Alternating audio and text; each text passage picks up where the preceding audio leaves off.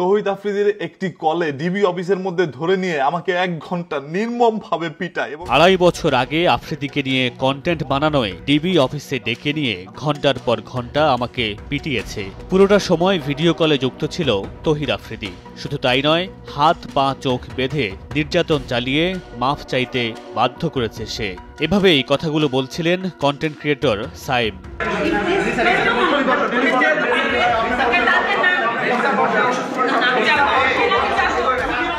সোমবার রাতে বরিশাল মহানগরের বাংলা বাজার এলাকায় সিআইডির বিশেষ অভিযানে গ্রেফতার হয়েছেন কন্টেন্ট ক্রিয়েটর তৌহিদ আফ্রিদি। গ্রেফতারের পর থেকেই সোশ্যাল মিডিয়ায় সয়লাব আফ্রিদির নানা ভিডিও। সাবেক ডিবি প্রধান হারুনের সঙ্গে তার ব্লগ ছাড়াও ধীরে ধীরে প্রকাশ্যে আসছে নানা অভিযোগ, যা শেয়ার করছেন অনেকেই। আফ্রিদিকে গ্রেফতারের ঘটনায় স্বস্তি প্রকাশ করেছেন কন্টেন্ট ক্রিয়েটর প্রত্যয় হিরণ। লিখেছেন, দিন শেষে আল্লাহ সবাইকে নিজের জায়গাটা দেখিয়ে দেয়। প্রত্যয় হিরণের পোস্ট শেয়ার করে আরেক কন্টেন্ট ক্রিয়েটর স্বপন আহমেদ লিখেছেন, শুধুমাত্র প্রত্যয় হিরণ বা স্বপন আহমেদ না, এরকম 20-30 জন মানুষের সাথে আফ্রিদি এমন করেছে, এমনকি যাদের সাথে এক প্লেটে খাবার খেয়েছে তাদের সাথেও।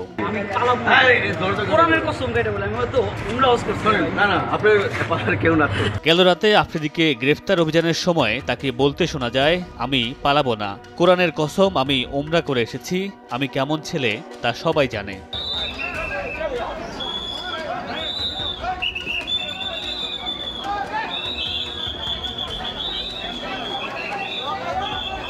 এদিকে গ্রেফতারের পর রাতেই তৌহিদ আফ্রিদিকে ঢাকায় আনা হয়েছে।